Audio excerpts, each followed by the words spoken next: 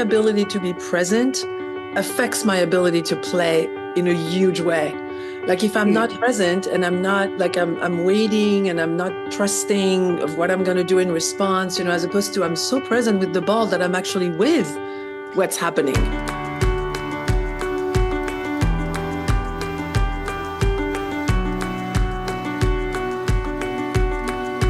Hello, Katie. Good morning. So, How are you? oh boy, in the midst of all kinds of things, and I'm right now feeling my feet. Oh, And so here I am located in one of my favorite spaces, which is being able to be with you. I love that. I love that. Thank you. I've been really thinking about something we addressed a couple of weeks ago, or whenever it was, this idea of speaking more. When you just said, I'm feeling my feet, I just felt this closeness. Like not to say that what you say actually works, obviously, but I just wanted to say that particular thing, I really, it grounded me. Like it made me feel my feet, Mm. Oh, I love hearing that. And what occurs to me as you say that is that if I'm creating presence and I'm experiencing my presence, that has a ripple impact. And Yes. that I can gather other people or kind of awaken a Yes. sense of presence and then connection, Yeah. which I think is just such a great nutrient for all of us right now, instead of feeling like we're all in a big pinball machine. Yeah, the pinball machine. I did want to. Well, I wanted to refer something about pickleball that happened that I briefly. Please. I know. Oh, yeah, pickleball. Yeah. I know. My favorite topic. There is something about the beginning of my learning how to play that was very much like, let's return the ball.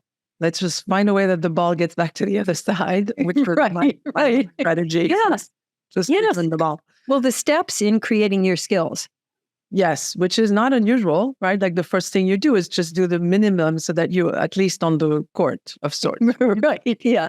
And then very recently, I had an experience which kind of speaks to what you just said of experiencing presence, where I now know where to, like, I really I do this, so they do that, so I can do this. Yes. Like almost like we're playing chess more as opposed Oh. to and just like this reactive, like, well, the ball is coming. Oh, here's a ball. Yeah. So you're able to think. Yes, I'm able not only to think, but to be present is what prompted me And to to think. plan is what I'm hearing. Yes, but not plan from a place that's very rigid or strict, because even I do what I do, they're still going to do what they do, even if I planned. Yeah. Right? The famous, I plan and someone is laughing somewhere. Yeah. There is. So I was interested in seeing how do we, and you, of course, you took us there immediately. Like, what's one of the ways, because my ability to be present affects my ability to play in a huge way. Like if I'm not present and I'm not like I'm waiting and I'm not trusting of what I'm going to do in response, as opposed to I'm so present with the ball that I'm actually with what's happening. Yes, you're in the flow. Yes. It was reminding me of that wonderful movie Finding Nemo, when they're in the slipstream, Yes. and then also just keep swimming. But the sense when you're in the flow supports you. Yeah. But if you're not present, you can get tossed around by the same flow that you could ride on. So it really, to me, it's the interaction between my presencing myself and then being able to respond in a flexible way. That is exactly it. Like when I'm on the court and I'm not in my head wondering if I move the right way, or the other thing I've been noticing that I'm doing, I think I've done it for a minute already, but I'm noticing am I too heavy that I can bring I'll make a move far from the middle of the court, let's say, and I'll say to myself, like, I think I'm too heavy to get back. Which, I'm not that heavy. Well, it sounds like that's an old story. It is an old story. And then when I caught it, it was almost kind of like my body was fighting my body was like, no, we're not. But I was kind of like I was attached to my story a little bit. Oh, that's I just want to celebrate that for a moment, because recognizing and saying that you're attached to your story, that's a really big step toward freedom. that is already, right? That's already right. seeing that it's, yeah. Right. Because most people don't even know that they're in their story. Oh, yeah. And they don't think it's a story. They think it's real. the truth.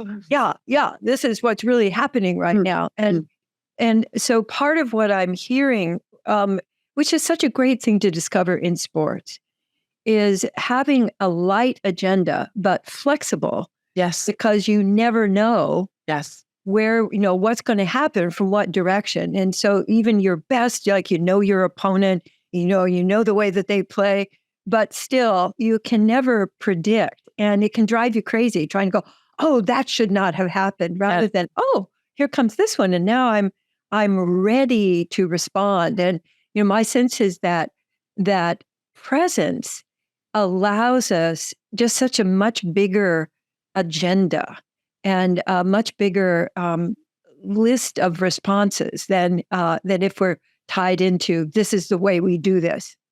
Yeah. Yeah. And what a parallel to life, of course. Like if I have my light agenda, I kind of know where I'm going overall, but then it's like a ninja type of energy. Yes, it's a ninja move. But what you were just saying, I had this image come of, then you are co-creating the game. And what it was remind me of is a while back, in this thing called the Super Bowl, which I know that many people did not watch this. And I believe you are one of those people. So let me just tell you what I think was the biggest gift of the game. Because at the beginning, and actually through the whole first part of the game, both of the teams seemed to me that they were scattered from each other. They were not connected.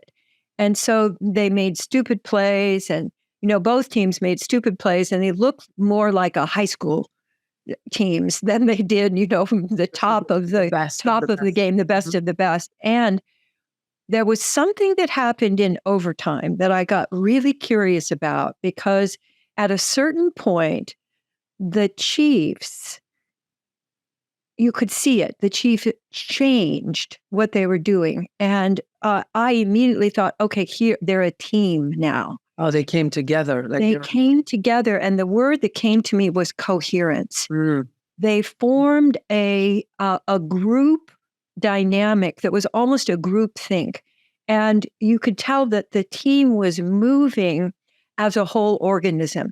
And then their last drive was just, you looked at it and you knew it was inevitable. They just went down the field, and it made it seem so easy. Whereas before in the game, it was really like everybody was efforting and, and crashing into each other.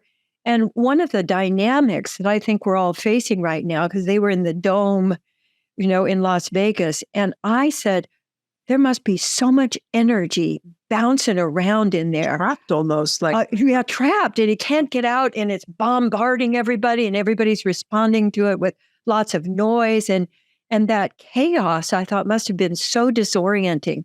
And their ability to feel through to that presence, but a joint presence, that really excited me, because they were able to, it's not like a group think, but it was really like an organism that transcended. Now you do this and then I'll do this. And they all flowed together. And it was so beautiful. I mean, even regardless of what team did that, the fact that they could pull together and create something that was bigger than all of them, that allowed them to create just a thing of beauty, really, the way that they move down the field, and all of the surprises of that. And so what occurred to me is that that is us individual citizens who are not sportive, not playing the Super Bowl, not playing in the Super Bowl, can create not only presence, but presence with an invitation to connect, and feeling that connection, so that life itself becomes like a big pickleball game. And what's occurring now, and how can I respond to that? And, but also, how can we enjoy the game? That's really, it strikes me as, obviously what you're saying can be translated to any kind of team. I'm thinking of musicians, even like when you hear a symphony and everybody kind of knows how to play their piece, and they're all very good musicians, obviously, But really, the great ones are the ones that know how to execute and interact. And because otherwise, you're watching good individuals kind of doing their own thing a little bit. Right. And you hear that also. When people are individual, you hear, like you'll hear the flute and then you'll hear the bass. But you don't hear the music. The coherence of the music. Yes. The coherence of, so to translate that, of course, in families or teams or companies, that's such a beautiful. So what do you think happened when you were witnessing these guys coming together the way you were describing? How does one get to coherence? Like, what did they do? Is it a consciousness shift? Like, what do you think happened? Well, I think for them that they practice together so often and they know each other so well that, my sense is they dropped into a bigger commitment to the whole than their fear of, we're not going to be able to do this, or, feeling angry at somebody messing up. But what they dropped into was a felt sense of we're all in the orchestra. I like to use the image for people that each of us have an instrument that we can play fully. And that as I play my instrument fully, it allows me to contribute to the whole. But what I'm feeling today is that there's a step beyond that. So I think the first thing we can do is completely get real ourselves, presence ourselves and re-presence ourselves when we get, thrown off. And then looking at what is happening around me as well as within me. And how can I interact with what's occurring around me in a way that that allows like the next step in the game or the next step in the dance? Because I really think now what's going on in football, which I never thought that I would, like football or appreciate, but in the recent years, football has become more like dance. Like the best players, and all of them are learning from the really good players. They move in a way, they're not like refrigerators charging each other. Yes. They move in response to the energies and the openings. And when I think really one really important principle is that if I'm present and I'm playing out to the edges, then I can be looking for openings. See, most of us are looking for what's wrong, what's in the way, what is this jerk doing that's offending me? And we're not looking for the openings. But the really good players in any kind of a game, whether it's, a corporate game, or a friendship, they're looking for the opening. And they're looking for how they can continue to flow with the wave of energy that's wanting to happen. And that makes it a game of discovery. Which is so much more fun to play. So much more fun. I'm curious to the, so I guess I hear coherence, being French, sometimes what does the word exactly mean? That I'm waiting to answer for 1 second. Yes. I'm curious to it sounds to me like there's a layer of coherence with myself first. Like, am I aligned with my own, did I go to sleep early enough? Do I feel like I ate the right food? Like, for me, it's like a physical, am I rested? Because it's hard for me to be not in chaos if the basic is not in place. That's kind of the first layer I explore for myself.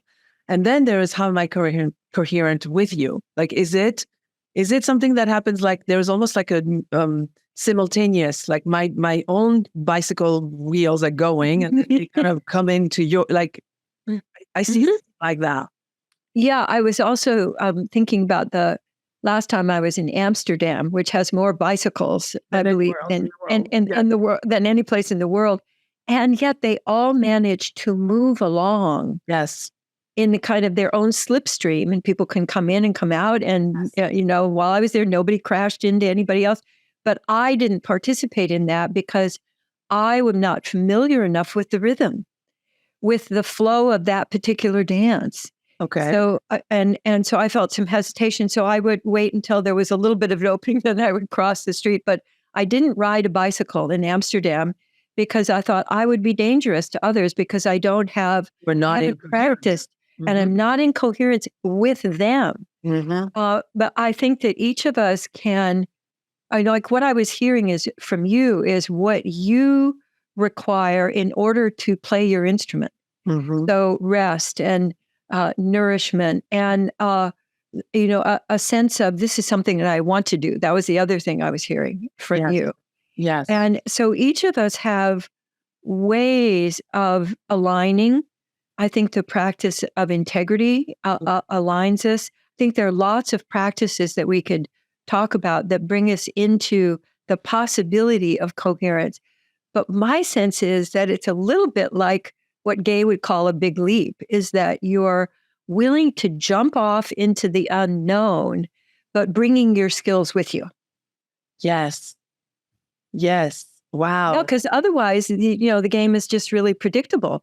So like in pickleball, if nothing surprising happens, I don't think it would be as much fun for you. No, it wouldn't be fun. But I just tapped into what state I'm in, which I'm not at the level I did. As you know, I played with a champion, like the 4th player in the world, whatever, a few days ago. And I experienced him doing that all the time. I got seconds of the glimpse of it, obviously. Yeah. But you felt it and you were able to recognize it. That's exactly the word I was going to use. I recognized it. And as I was experiencing mine, I was able to anchor, so better playing is better of that, more of that. And so it's almost like it gave me a vision of, like, if you were to witness someone who's playing an instrument or running the field in a way that you've never done, it almost has, what is that word you use that I love? This osmosis. Like there was something in being with him, my inner self was able to be like, like I want what she's having. Yeah. Yes, exactly. Yes. And so what I'm hearing is that when you have a certain amount of your own presence and confidence in your own presence, then you're open to what's going on over here and how do I want to play with that, because it's in the connection and the third thing that happens. So like with us, what I love, and the reason I'm doing this podcast, is that there's a third thing that happens. Yes. I bring mine, you bring mine, and then there's a third thing that comes up that we both are like, wow, that emerged. And, like you'll spark a thought for me and I'll spark a thought for you, and then you'll have a memory. And then there is this creation, this co-creation that we can both go, oh, wow, that was so cool. Where do you think we recognize that from? Because that feels childlike. Like it has this energy of like when kids are like, "Ooh, this is like a rubber band." Is like, the most beautiful. She's like, "Oh my God!" Like I just saw it. It's like, "Oh wow!" Right? Yes, it has that quality for me. How could we? Yeah. So it's in Zen they call it beginner's mind. Yes. And my sense is that curiosity is leading. Rather than, am I going to be okay? Do they like me? Am I going to do a good job? Oh, gosh, she looks prettier than I do. All of the stuff that we do, rather than putting our attention on the toss. One person makes the toss, I receive the toss, and then something else happens, which is the game. I was talking to a client very recently, and we were looking at what's on his plate, and one of the items, I felt his energy was like, whoa. He was, addressing it. And I, of course, that's where I went to poke. That's what I do. And the thing that we got together really reminds me of what you just said, which is he was approaching this thing of like, they don't like my team.